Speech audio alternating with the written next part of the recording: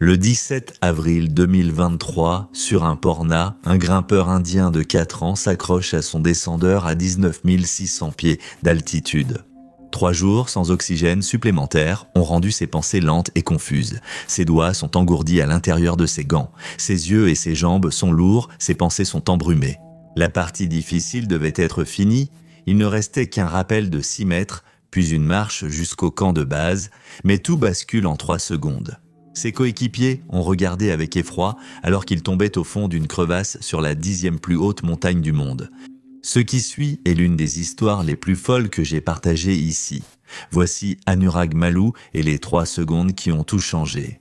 Bienvenue à la limite extrême. Selon mon expérience, il existe 2 types d'alpinistes qui tentent des sommets de 6000 pieds.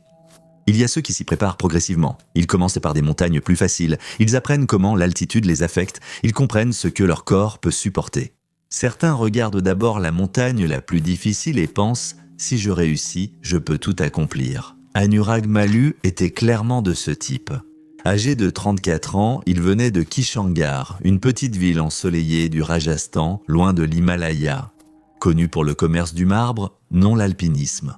Son père était marchand de marbre, sa mère au foyer. Il a obtenu 1% en mathématiques, a décroché un diplôme en technologie de l'information et s'est construit une carrière en travaillant avec des startups technologiques à travers l'Asie. Au début de la trentaine, il était directeur régional pour Techstar en Asie du Sud. Rien dans ce parcours ne suggère un alpiniste d'altitude extrême, mais les bases ont été posées tôt. Écolier, il avait lu des histoires sur Bakendri Pal, première indienne à atteindre l'Everest. En 2013, il a été ambassadeur de la jeunesse et a rejoint une expédition en Antarctique avec Robert Swan. Il a déclaré plus tard, quand j'étais en Antarctique, il était évident que je voulais escalader des montagnes, mais ce rêve est devenu un objectif. 7 ans plus tard, pendant le confinement dû au Covid en 2020, Anurag était coincé chez lui, comme tout le monde. Il a commencé à courir dans son quartier. D'abord 1 mile, puis 5, puis 15, puis 20. La transformation physique a éveillé quelque chose en lui. En 2021, Anurag s'est vraiment investi dans l'escalade. Il a suivi un cours d'alpinisme de base à l'Institut Nehru.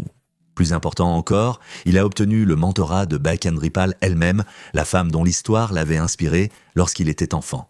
La même année, il a gravi le sommet du Kangyatsey 2, à 6700 pieds au Ladakh, sa première expérience himalayenne, ouvrant la voie à d'autres aventures.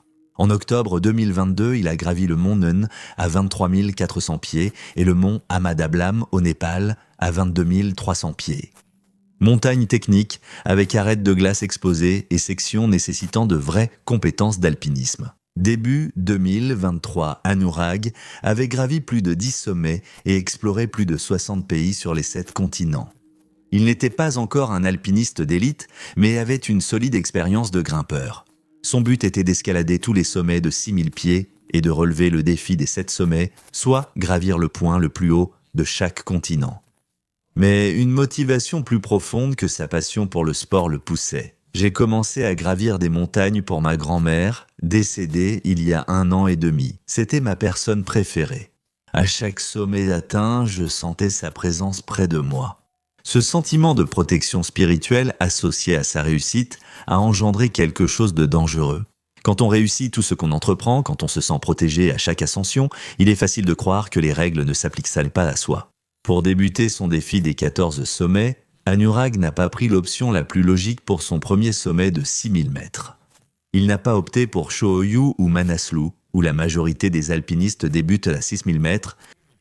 Il a choisi l'Annapurna, la montagne la plus mortelle de la planète. Quand les gens lui ont demandé pourquoi, il a été honnête à ce sujet. J'ai toujours voulu que l'Annapurna soit ma première, précisément parce que c'est la plus difficile, la plus mortelle. Si je pouvais gravir l'Annapurna, je croyais que je pourrais gravir n'importe quelle montagne. Je sais que c'est irrationnel, mais c'est ce que je pensais. En théorie, commencer par la plus difficile rend tout plus simple, mais en réalité, c'est très risqué. Pour comprendre, il faut savoir ce qui distingue l'Annapurna des autres montagnes. Petit détour dans ce train du chaos. Chaque semaine sur Patreon, je publie une vidéo exclusive, une analyse ou une histoire personnelle non partagée sur YouTube. Si tu veux passer dans les coulisses avec moi, viens rejoindre la communauté extrême sur Patreon, on s'y retrouve. À propos de l'Annapurna, si toi et 2 amis atteignez le sommet, Statistiquement, l'un d'entre vous ne reviendra pas. L'Annapurna culmine à 6545 mètres, ce qui en fait le 10e plus haut sommet du monde. Le nom signifie déesse des récoltes en sanskrit, ce qui est ironique vu ce que la montagne récolte vraiment. Elle est au Népal, environ 100 miles au nord-ouest de Katmandou. Plus de 12 000 personnes ont gravi l'Everest, une centaine l'Annapurna, où plus de 73 alpinistes sont morts. Tu essaies, et la montagne se moque de ton expérience. Le 25 décembre 1997, Anatoly Boukrev travaillait sur la face sud de l'Annapurna quand une grosse corniche s'est effondrée au-dessus de lui. L'avalanche a tout détruit. Anatoly Boukrev fut l'un des plus grands alpinistes d'altitude. Il avait gravi 10 des 14 sommets de plus de 8000 mètres et était reconnu pour avoir sauvé des vies lors de la catastrophe de l'Everest en 1996. Mais l'Annapurna l'a emporté. Son corps n'a jamais été retrouvé. Et il n'est pas la seule légende que l'Annapurna ait réclamée. En octobre 2011, un alpiniste historique sud-coréen nommé Park Young-suk tentait l'ascension de l'Annapurna. Il fut le premier à accomplir le grand chelem du véritable explorateur, soit gravir les 14 sommets de plus de 8000 mètres. Il avait gravi l'Everest 3 fois. Son dernier message radio venait de l'Annapurna, signalant des chutes de pierres et la dégradation des conditions, puis la communication a cessé. Après 10 jours, les secours ont cessé. Park Jung-sok a disparu dans l'Annapurna et son corps n'a jamais été retrouvé. Plus de 4000 personnes ont assisté à sa cérémonie commémorative. L'exemple le plus marquant de l'effet de l'Annapurna sur les gens est sa première ascension, en juin 1952. Maurice Herzog et Louis Lachenal ont été les premiers à atteindre le sommet d'un pic de plus de 8000 mètres, l'Annapurna. C'était historique. Ils ont planté leur drapeau, pris des photos, puis sont descendus dans un cauchemar. Une tempête a éclaté. Perdus dans la tempête, les alpinistes ont passé la nuit dans une crevasse avec un seul sac de couchage sans nourriture ni eau. 2 semaines plus tard, arrivé en lieu sûr, Herzog avait les mains et pieds détruits par les engelures. Le médecin de l'expédition a dû amputer d'urgence sans anesthésie. Herzog a perdu tous ses doigts et orteils. Chanal a perdu tous ses orteils, écrira Herzog, j'implorais la mort, j'avais perdu la volonté de vivre. Après cette première ascension en 50, la montagne n'a plus été gravie avec succès jusqu'en 1970. Le traumatisme vécu par Herzog et Lachenal, ajouté à la réputation terrifiante de la montagne, a dissuadé toute tentative pendant 20 ans. Ce qui rend l'Annapurna si mortelle, c'est une combinaison de facteurs qui créent en fait une véritable tempête de danger. D'abord, il y a le terrain sur lequel l'Annapurna est recouverte. Certaines des pentes les plus raides, inclinées entre 45 et 70 degrés, la plage la plus instable qu'une montagne puisse avoir, la neige s'y accumule, reste en suspens puis se détache soudainement. La montagne a aussi des séracs, grandes falaises de glace instables selon les alpinistes. Ils bougent constamment à mesure que le glacier en dessous d'eux se déplace et lorsqu'il s'effondre, ils déclenchent des avalanches qui emportent tout sur leur passage. Sur la plupart des sommets de 6000 pieds, le danger se trouve dans 1 ou 2 sections. Sur l'Everest, il faut surtout traverser la cascade de glace du Khumbu. Même si la montagne reste dangereuse, le risque d'avalanche baisse nettement. Sur l'Annapurna, le risque d'avalanche touche presque toute la montagne. Du départ du camp de base jusqu'au retour, vous êtes en danger. C'est la montagne qu'Anurag a choisie pour son premier sommet de 6000 pieds. Seven Summit Trek, premier opérateur d'alpinisme au Népal, a organisé son expédition guidée par Chipal Sherpa. Un partenaire d'escalade nommé Dawa Dai Sherpa l'accompagnerait. Le jour du sommet, Anurag prévoyait de prendre la voie North Face, l'itinéraire standard que la plupart des alpinistes empruntent sur l'Annapurna. C'est le même itinéraire que Maurice Herzog a suivi lors de la première ascension en 1950. La section la plus dangereuse de l'itinéraire est entre le camp 2 et le camp 3. Tu te souviens de ces immenses falaises de glace en surplomb dont on a parlé plus tôt, qui s'effondrent sans prévenir. Il faut grimper juste en dessous, il n'y a pas d'autre chemin. Les alpinistes franchissent cette section rapidement, espérant que rien ne tombe. Choisir cette montagne était déjà très risqué pour une première ascension d'un sommet de 6000 mètres. Et puis Anurag a pris une décision de plus qui allait tout compliquer. Il a décidé de tenter l'ascension sans oxygène supplémentaire. Pourquoi a-t-il choisi cela ? Honnêtement, je n'en ai aucune idée. C'était peut-être de la confiance ou de la compétition. Selon certains rapports, il aurait pris sa décision après avoir appris que sa compatriote indienne, Baljit Kaur, tentait l'ascension sans oxygène lors de la même expédition. Il a peut-être pensé que si elle y arrivait, lui aussi. Quoi qu'il en soit, grimper sans oxygène complique tout. Vos pensées ralentissent, votre corps fonctionne peut-être à un pourcentage de sa capacité normale, chaque pas devient épuisant. Anurag est arrivé au camp de base début avril 2023 et a commencé son acclimatation. Pour les non-alpinistes, voici le déroulement d'une expédition sur un sommet de 8000 mètres. Monter d'un seul trait jusqu'au sommet serait mortel. Le corps doit s'adapter à l'air raréfié, donc les alpinistes installent plusieurs camps à différentes altitudes. Le camp de base est en bas, à environ 1500 pieds. Vous vous reposez, dormez, mangez et vous préparez là, puis montez au camp 2 pour y passer une nuit. Votre corps commence à s'adapter, puis vous redescendez au camp de base pour vous reposer, puis vous remontez au camp 2 à environ 19 600 pieds, redescendez encore, montez au camp 3 un peu plus haut, puis redescendez à nouveau. Ce processus peut prendre des semaines.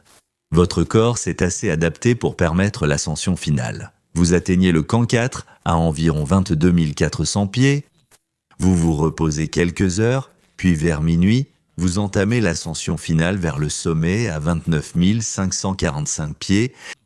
Anurag a fait cela pendant des semaines, puis dans la nuit du 15 avril 2023, il a fait son ultime ascension. Il a quitté le camp 4 vers minuit et a commencé à grimper vers le sommet. La nuit du sommet pour Anurag, il a quitté le camp 4 vers minuit, grimpant dans l'obscurité avec sa lampe frontale, guidé par un petit cercle de lumière. Ignorant les milliers de mètres de vide en dessous, le vent soufflait sans cesse et chaque souffle paraissait insuffisant, comme respirer à travers un tissu mouillé.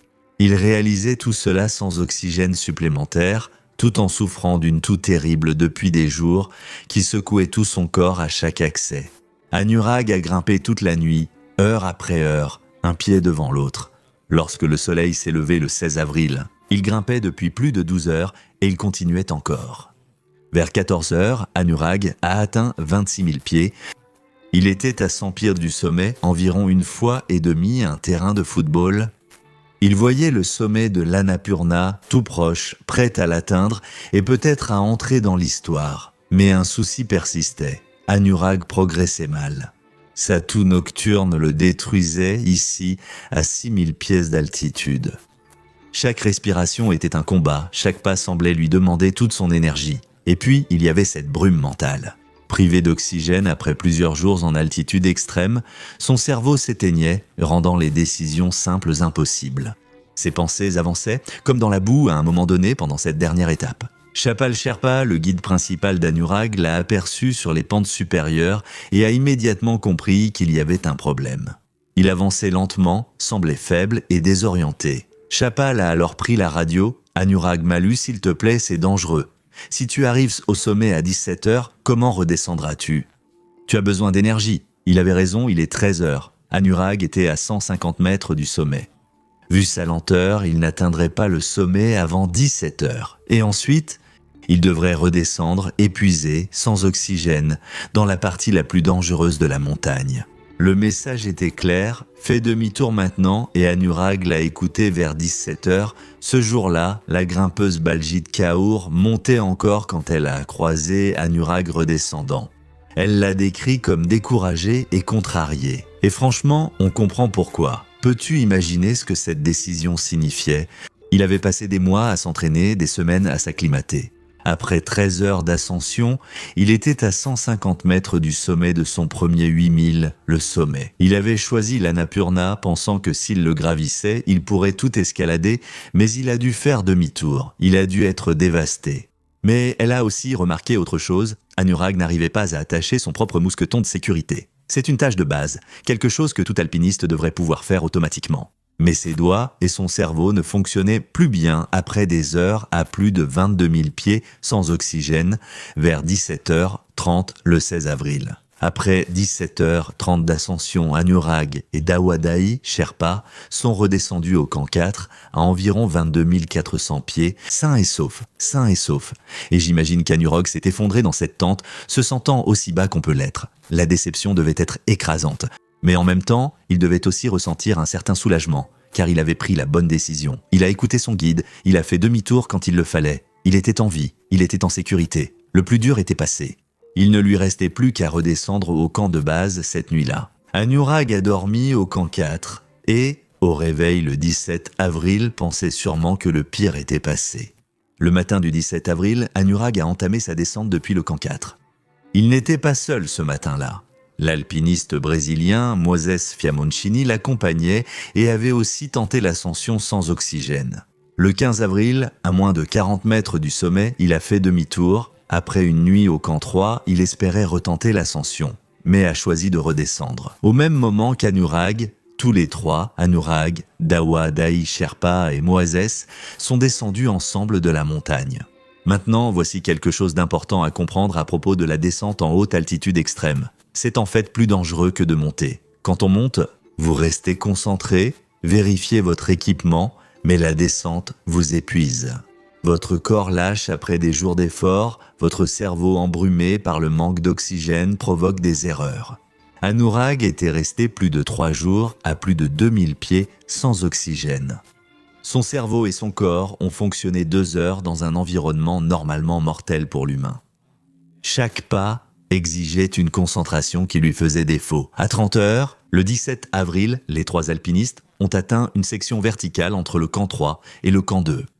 C'était courant. L'itinéraire comprend des passages où il faut se sécuriser et descendre en rappel la montagne.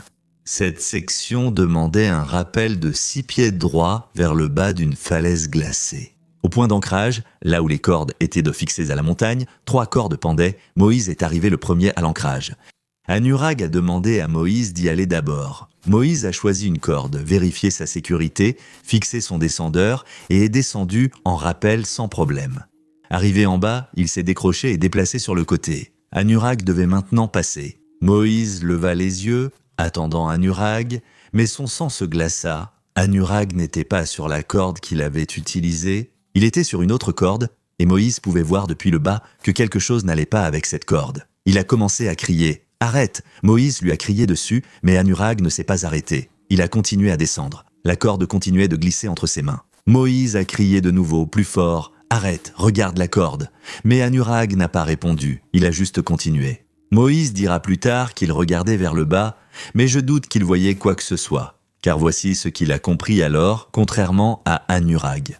La corde sur laquelle Anurag était n'était pas d'escalade, mais une corde de chargement utilisée pour transporter des provisions et du matériel en montagne. Et les cordes de chargement sont différentes des cordes d'escalade sur un point crucial. Une vraie corde d'escalade a un nœud d'arrêt en bas. Même si vous descendez jusqu'au bout de la corde, vous ne pouvez pas glisser accidentellement. Le nœud bloque votre descendeur et vous arrête. Mais les cordes de chargement sont courtes et elles n'ont pas de nœud à l'extrémité. Si vous descendez jusqu'au bout, rien ne vous arrêtera. Anurag a continué à descendre la corde, elle glissait entre ses mains, puis, à mi-chemin de la falaise, la corde s'est terminée et Anurag, en un clin d'œil, est tombé du sommet de la montagne. Il a parcouru environ 15 mètres avant de s'écraser violemment contre la glace bleue de la montagne. L'impact a été brutal et la chute a continué. Anurag a immédiatement commencé à glisser. Son corps, mou et sans réaction, a dévalé et roulé sur la pente glacée, puis il s'est passé par-dessus le bord.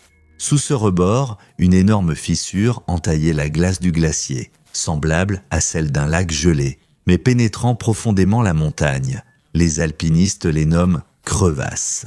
Anurag a disparu dans l'une d'elles, tombant encore 40 mètres dans l'obscurité, soit la hauteur d'un immeuble de 20 étages au cœur de l'Annapurna. Moïse et Dawan Dai Sherpa ont couru au bord et regardé dans la fissure où Anurag avait disparu. Ils ne voyaient que l'obscurité. Le Sherpa a attrapé une corde, s'est penché au maximum et a appelé le nom d'Anurag à plusieurs reprises sans obtenir de réponse. Le problème avec cette partie de la montagne, c'est les avalanches fréquentes. Plus ils restaient, plus ils risquèrent leur vie. Mais ils ne pouvaient pas partir sans tout tenter. Alors ils sont restés longtemps à appeler, attendre, espérer un signe. Ils ont finalement accepté ce que leur instinct savait déjà. Il n'y avait plus rien à faire là. Ils devaient redescendre et raconter ce qui s'était passé. Arrivé au camp 2, Dawa Dai Sherpa, tremblant, a pris la radio pour appeler Chapal Sherpa, resté plus bas. Il a annoncé la chute d'Anurag dans une crevasse. En quelques minutes, Chappal a lancé tous les protocoles de sauvetage connus. Il a contacté l'assurance de l'expédition pour demander du matériel, cordes spécialisées, broches à glace, tout ce qui pouvait aider au sauvetage en crevasse. Le soir du 17 avril, quelques heures après la chute, un hélicoptère a quitté Pokhara, au Népal, pour un sauvetage. Le pilote a rejoint le site, mais la météo s'était dégradée, nuages épais et visibilité quasi nulle.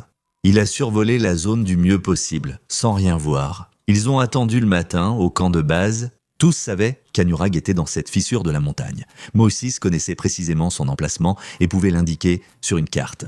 Mais savoir où se trouve quelqu'un et pouvoir l'atteindre sont deux choses très différentes. Le matin du 18 avril, deux Moesis sont montés dans l'hélicoptère, lui-même. Il avait vu Anurag tomber, l'hélicoptère a remonté la montagne, Moesis a montré l'endroit, le pilote s'est approché autant que l'air le permettait. Tout le monde dans cet appareil scrutait la neige et la glace en dessous. Ils cherchaient le moindre signe, un vêtement, un équipement, n'importe quoi, mais ils n'ont rien vu. Pendant ce temps, Chappal Sherpa a rassemblé une équipe de secours au sol. Ils ont réuni les cordes qu'ils avaient, mais le problème, c'est que la plupart des cordes d'escalade font environ 30 mètres de long. Anurag était 40 mètres plus bas. Ils manquèrent de cordes assez longues et ont demandé par radio au camp 3 toute corde supplémentaire disponible. L'équipe de secours a rejoint le site. Le plan était d'ancrer les cordes en haut et de descendre en rappel dans la fissure pour atteindre Anurag. Vérifier s'il était encore en vie. Arrivés sur place, ils installèrent leur système quand ils ont entendu une avalanche. Ils sont sortis juste avant l'effondrement de la neige. Pendant que cette tentative de sauvetage avait lieu, du matériel spécialisé était rassemblé à Katmandou. Des caméras thermiques capables de détecter la chaleur corporelle à travers la neige, des détecteurs de dioxyde de carbone, des détecteurs de métaux et des drones. Il était bloqué à l'aéroport à cause de la bureaucratie. Alors qu'Anurag était enseveli le 18 avril, une nouvelle avalanche a frappé la zone le 3e jour. La neige fraîche a tout enseveli encore plus profondément. À ce moment-là, la plupart des expéditions avaient quitté le camp de base. La saison d'escalade était terminée, l'endroit était décrit comme étrangement silencieux, juste une carcasse. L'équipe restante se composait de seulement 5 Sherpas et de 2 alpinistes polonais, Adam Bilecki et Mariusz Atala. Adam Bilecki avait d'ailleurs une certaine réputation dans le monde de l'alpinisme. En janvier 2018, il avait accompli un sauvetage jugé impossible, rejoignant l'alpiniste Elisabeth Revol à 20 300 pieds sur le Nanga Parbat. En plein hiver, il avait grimpé toute la nuit dans des conditions mortelles pour lui sauver la vie. Alors, Changdawa Sherpa de Seven Summit Treks s'est approché de lui. Mais tout le monde comprenait la réalité à laquelle ils étaient confrontés. Après 24 heures à 19 600 pieds, sans nourriture ni eau, votre corps commence à faiblir après 8 heures. Vos organes commencent à s'arrêter après 2 heures. Les manuels de médecine disent qu'il n'y a aucune raison de chercher des survivants. Vous récupérez un corps, le matin du 20 avril, le 4e jour, l'équipe de secours s'est rassemblée au camp de base. Avant l'aube, l'équipe de 7 a préparé son équipement pour une extraction technique dans une crevasse. Adam a alors fait un geste qui s'avérera crucial, bien plus qu'on ne l'imaginait. Il a apporté une corde de 70 mètres. La plupart des alpinistes transportent environ 60 mètres de corde. La corde d'Adam mesurait 10 mètres de plus. À 6 heures, un hélicoptère les a emmenés du camp de base au-dessus du camp 2, au sommet de la montagne. Il fallait marcher 20 à 30 minutes jusqu'à la crevasse. Personne n'a parlé, tous savaient que ce n'était pas un sauvetage mais une récupération. Lorsqu'ils sont arrivés à l'endroit, ils ont pu voir la fissure dans la glace où Anurag avait disparu. Adam et Mariusz ont commencé à installer le système d'ancrage. Au sommet, des broches à glace profondément enfoncées, des cordes dans des mousquetons et un système de poulies conçu par Mariusz pour remonter un corps. Adam s'est attaché, s'est placé au bord et a entamé sa descente, la corde glissant entre ses mains dans l'obscurité. Adam est descendu à 40 mètres quand sa lampe a éclairé quelque chose au fond. Une forme et une tache jaune sur la glace bleue signalaient une combinaison de sommet. Il descendit et inspecta ce qu'il voyait comme prévu. Une silhouette allongée, coincée entre les parois de glace, recroquevillée sur le côté droit en position fétale, était recouverte de neige. C'était Anurag, il était clairement décédé. Adam a commencé à dégager la neige, ses mains gantées ont balayé la poudre blanche pour révéler davantage la combinaison jaune. Alors qu'il avançait, il aperçut quelque chose qui le glaça sans rapport avec le froid. La poitrine d'Anurag bougeait à peine, se soulevant et s'abaissant lentement. Adam ne pouvant pas vérifier le pouls à cause de l'équipement, il ouvrit les yeux de la personne et y dirigea la lumière de sa lampe frontale. Les pupilles se sont contractées, elles ont réagi à la lumière et les yeux ont cligné. « J'étais là, waouh !» a dit Adam. Il est vraiment vivant au-dessus de lui, à 40 mètres de la surface. Le reste de l'équipe attendait. Adam a attrapé sa radio. Il est vivant là-haut. Personne ne pouvait croire ce qu'ils entendaient. 2 heures, 3 jours entiers sans nourriture ni eau, à 5900 mètres d'altitude, enseveli sous la neige, au fond d'une crevasse de 70 mètres sur la montagne la plus dangereuse du monde. Et d'une manière ou d'une autre, Anurag Maloo respirait encore. L'extraction a duré plus d'1 heure avant qu'ils ne hissent Anurag à la surface. Un hélicoptère arrivait déjà. Le pilote Sobit Gushan attendait, l'hélicoptère a atterri près de la crevasse. Ils ont chargé Anurag à l'intérieur et alors que l'appareil décollait et virait en direction de Pokhara, au Népal, Sobit a ensuite dit quelque chose qui expliquait à quel point cela avait été serré. Avec 30 minutes de retard, certains seraient restés coincés dans les camps supérieurs. La fenêtre météo se refermait en raison d'une nouvelle avalanche signalée. Ils n'auraient pas pu voler et Anurag serait resté coincé. C'était un sauvetage exceptionnel. L'hélicoptère a atterri à l'hôpital universitaire de Manipal à Pokhara vers 1h du matin le 20 avril 2023. Mais le chef des urgences, le docteur Hashim Soubedi, avait de mauvaises nouvelles. En voyant Anurag sortir de l'hélicoptère, son cœur s'est serré. La température centrale d'Anurag était si basse qu'elle n'apparaissait pas sur les appareils. Sa combinaison d'alpinisme couverte de glace a été découpée. Sa peau était grise. Aucun battement de cœur ni respiration détecté. L'équipe médicale a aussitôt entamé la réanimation cardio-pulmonaire. Ils ont tenté de le réanimer pendant 30 minutes avec compression et médicaments, sans succès. Après 30 minutes, le docteur Subidi a appliqué le protocole médical. Anurag Maloo a été déclaré mort à son arrivée. C'était la fin. L'équipe a cessé les compressions, l'heure a été notée. Le docteur Subidi a retiré ses gants et est allé chercher Ashish Maloo, le frère d'Anurag, qui attendait dans une autre pièce. Ashish Maloo a levé les yeux. En entrant, le docteur Subidi a compris en voyant le visage du médecin. « Je suis vraiment désolé, dit-il. Nous avons tout fait, mais votre frère est parti. » Ashish a alors dit quelque chose que le docteur Subidi n'oublierait jamais. Non. Le docteur Subidi a expliqué l'arrêt cardiaque et l'hypothermie et comment le corps cesse de fonctionner après ce traumatisme. Mais Ashish l'a interrompu. « S'il peut survivre 2 heures dans les montagnes, a dit Ashish, comment pouvez-vous déclarer aussi facilement qu'il est mort? En 30 minutes seulement ?» Le docteur Subidi a été direct avec lui. Même si par miracle le cœur d'Anurag repartait, le manque d'oxygène avait probablement causé de graves lésions cérébrales. « Je m'en fiche, a dit Ashish. Il y a eu un long silence entre eux. Le docteur Subidi a alors demandé « Jusqu'à quelle heure dois-je masser Anurag ? Après, j'arrête. » Ashish a répondu sans hésiter « 5 heures. » Selon certains rapports, quelqu'un dans la famille avait consulté un télépathe qui avait prédit qu'Anurag reviendrait à la vie dans les 5 heures. Que le docteur Subidi le sache ou non, il a accepté et l'équipe a repris le massage cardiaque. 1 heure est passée, 2 heures, toujours rien, 3 heures. L'équipe était épuisée après 4 heures, a reconnu le docteur Subidi. Même étudiant en sciences, je crois au miracle. Sans Ashish, j'aurais arrêté plus tôt. Après 4 heures et 5 minutes de réanimation cardio-pulmonaire continue, quelque chose s'est produit. Un signal sur le moniteur, puis un autre, et ensuite le cœur d'Anurag Maloo a commencé à battre tout seul. Il a pris sa première respiration. La pièce est devenue silencieuse à l'exception du bip régulier du moniteur cardiaque. Personne ne pouvait croire ce qu'il voyait. Le docteur Subedi, qui avait vu des milliers de patients et déclaré de nombreuses personnes mortes, voyait un homme revenir à la vie. En médecine d'urgence, naît un principe dit « on n'est pas mort tant qu'on n'est pas réchauffé et mort ».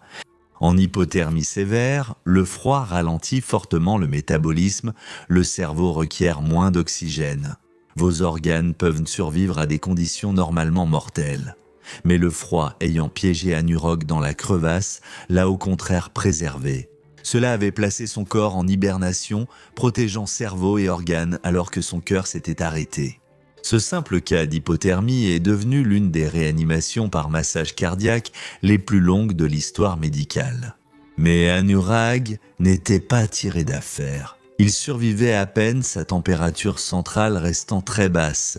Ses poumons étaient enflés par la pression et le traumatisme. ses reins ne fonctionnaient plus, son foie était abîmé. Tout son côté droit, resté appuyé contre la glace 2 heures, était couvert d'engelures graves. Ses pieds étaient noirs. Le soir même, ils l'ont transféré en hélicoptère militaire à l'hôpital Nepal Medici de Katmandou, mieux équipé pour gérer son traumatisme. Anurag est resté dans le coma 12 jours. Une partie était naturelle, une autre était provoquée médicalement. Début mai, Anurag a repris connaissance. Il a ouvert les yeux et aperçu son frère Ashish près du lit. Plus tard, Ashish a qualifié ce moment d'indescriptible. Anurag dira plus tard « Je me souviens seulement d'être tombé dans la crevasse. J'ai oublié les 3 jours dans la crevasse et les premiers jours à l'hôpital. » Le 11 mai 2023, une ambulance aérienne a transporté Anurag à AIIMS Delhi, le principal centre de traumatologie de l'Inde. Le vrai combat pour la guérison commençait. Les médecins ont évalué les dégâts, qui étaient importants. De mai à septembre 2023, Anurag a subi au moins 7 interventions majeures, dont amputation et greffe de peau. La moitié de sa peau a été remplacée. Ce qui est remarquable, c'est que malgré le manque d'oxygène, l'hypothermie et 4 heures sans battement de cœur, son cerveau est resté intact. C'était un miracle. La plupart des personnes qui subissent un tel niveau de privation d'oxygène souffrent de lésions cérébrales catastrophiques. Anurag pensait clairement, se souvenait de son identité, reconnaissait sa famille, son esprit fonctionnait, mais son corps ne suivait pas. Anurag n'avait plus de mémoire musculaire. Il a dû réapprendre à se tenir debout, à marcher, à monter une seule marche, à tenir une fourchette et à se nourrir, à saisir un stylo et à écrire son propre nom. Pendant les 5 premiers du mois, il ne pouvait pas parler du tout à cause d'un tube dans sa gorge pour l'aider à respirer. Le 13 juin 2023, pour ses 35 ans, Anurag était toujours en soins intensifs. Il a pu enregistrer un message vocal, ses premiers mots depuis des mois. « Merci à tous pour votre soutien », dit-il d'une voix faible. « Je n'aurais jamais pu aller aussi loin sans vos bons vœux. Je vous envoie ceci depuis les soins intensifs à Delhi, le jour de mon 35e anniversaire. » Il appelait cela son jour de renaissance, le jour qu'il considérait comme sa seconde naissance. La récupération a continué lentement et douloureusement jusqu'à environ le 23 novembre. Après 100 jours, Anurag Maloo est enfin rentré au Rajasthan. Il peut marcher maintenant, il peut courir, même si courir sans pied le laisse à bout de souffle. Ses organes internes fonctionnent tous normalement. Malgré leur traumatisme, il a repris du poids et, au-delà de l'amélioration physique, un fait remarquable s'est produit. Durant ses 100 jours à l'hôpital, Anurag n'a pas souffert de stress post-traumatique ni de cauchemars de chute ou d'emprisonnement dans la glace. Il parle plutôt de croissance post-traumatique. C'est ce qui a vraiment changé ma vie, dit-il. Mes cicatrices font partie de mon identité. Elles font qui je suis. Quand les gens lui parlent de l'Annapurna, il n'en parle pas avec colère ou peur, mais avec quelque chose qui ressemble davantage à de la révérence. La montagne m'a protégé, dit-il. À l'abri des avalanches et du froid, elle m'a renvoyé chez moi. La mère montagne m'a protégé. Les images GoPro filmées dans la crevasse n'ont pas été publiées. Il la garde pour un documentaire prévu en 2026 et quand on lui demande s'il grimpera à nouveau, Anurag ne réfléchit pas. Oui, absolument. Je retournerai sans aucun doute à l'Annapurna et sur d'autres montagnes. Voilà ce que j'ai en tête en repensant à cette histoire. Anurag Maloo a survécu grâce à une suite d'improbabilités, parfois pour des raisons inexpliquées. Une improbable série de coïncidences s'est produite. Son partenaire d'escalade a repéré la corde prise et indiqué l'emplacement précis. Les parois de la crevasse ont arrêté le vent mortel pour les grimpeurs. Adam avait une corde 30 pieds plus longue que la normale, suffisante pour l'atteindre. Son frère a refusé d'accepter le décès et a exigé la poursuite des soins. Si la réanimation cardio-pulmonaire brise un maillon, Anurag Maloo rejoint la liste de l'Annapurna. La montagne qui a tué des légendes en renvoie un « Je suis assez rationnel ». Quand on considère tout ce qui a dû bien se passer pour qu'Anurag survive, on peut se demander s'il n'y avait pas autre chose en jeu ou si ce n'était qu'une suite d'événements aléatoires bien synchronisés. Qu'en pensez-vous ? Dites-le moi en commentaire. Merci d'avoir regardé. À la prochaine vidéo. Restez audacieux et courageux.